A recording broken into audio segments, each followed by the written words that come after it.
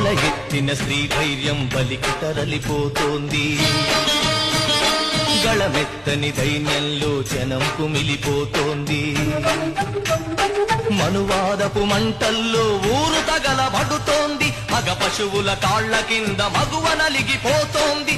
ఈ దౌష్టం ఇక వద్దని, ఈ క్రౌర్యం ఇక రద్దని అరవండో. పంచముణ్ణి సృష్టించిన ఆ వంచకుడెవడని అడగండో.